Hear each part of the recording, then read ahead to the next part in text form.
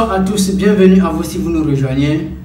L'émission de ce soir se porte sur les scores de la 4e journée de première division et de la 2e journée de 2e division au Togo. Et puis à l'international, nous parlons de l'international togolais Elias Bebou qui a prolongé son contrat avec son club. Sergio Aguero pourrait-il faire son retour à Manchester City? Vous l'entendrez dans un instant. Nous terminons l'émission de ce soir avec quelques résultats du championnat européen. Samedi 18 décembre 2021, certains matchs ont été joués lors de la 4e journée de D1. Voici les scores. Entente 2 a fait match nul face à Stogopor. Asbina a battu Unisport 1-0. Ce dimanche 19 décembre 2021, AS Kara fait match nul contre ASCO Kara 0 but partout. Bolesou des Lacs a fait match nul aussi contre Ange de Notien. Gomido de son côté a battu Kotoko 1-0.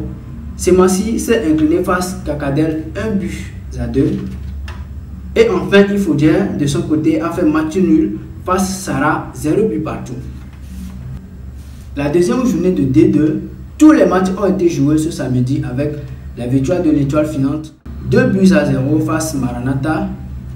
Tambo a gagné face à JCA 1-0. 0 but partout entre Arabia et US Abandi. Espoir 0 à Gaza 1. Bikinti a battu Foucault 1-0. Fouadan aussi a fait match nul face à Djumbe 1 but partout. Koroki 0 Bunjal 0. Et puis Agoa 1 CDF Kokno 0. Nous sommes arrivés à la deuxième partie de l'émission. Comme je vous le disais dans l'introduction, l'international togolais Elias Bebou continue son aventure avec son club au Fenem jusqu'en 2026 suite à sa prolongation du contrat. Sergio Aguero pourrait-il faire son retour à Manchester City? Après l'annonce de sa retraite mercredi dernier, pour des raisons de santé, l'ex-attaquant du FC Barcelone Sergio Aguero s'est vu proposer plusieurs postes dans les médias, notamment consultant ou commentateur, mais il ne serait pas intéressé par cette reconversion et souhaiterait rester dans le monde du football. En effet, le quotidien sportif argentin parle d'une proposition faite par son ancien club Manchester City, un club qu'il a connu durant une décennie 2011-2021 autant pour moi, et dont il a marqué l'histoire en inscrivant 260 buts, meilleur buteur du club d'ailleurs, et remporte 15 titres, dont 5 sacrés en Première Ligue.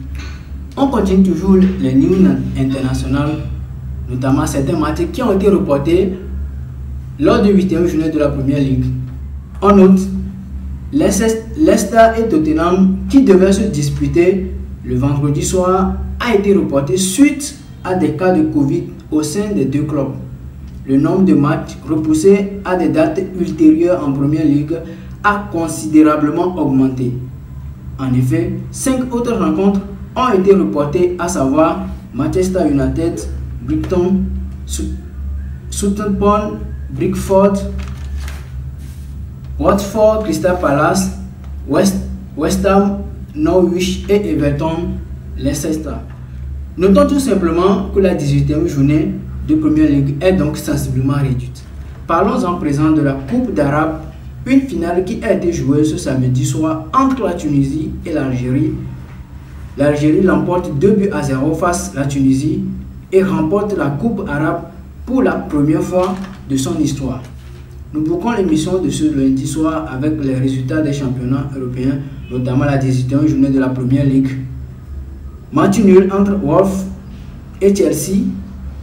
La Liga 18e journée également. Granada écrase Marwet 4-1. On termine avec Bundesliga, notamment la 17e journée, victoire de Freiburg face à Leverkusen 2-1.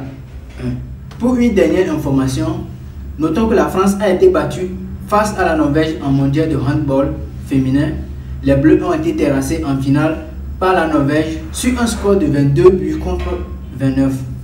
Ainsi s'achève l'émission de ce soir, mesdames et messieurs. Merci d'être toujours fidèles à Maroon TV. On se retrouve la semaine prochaine.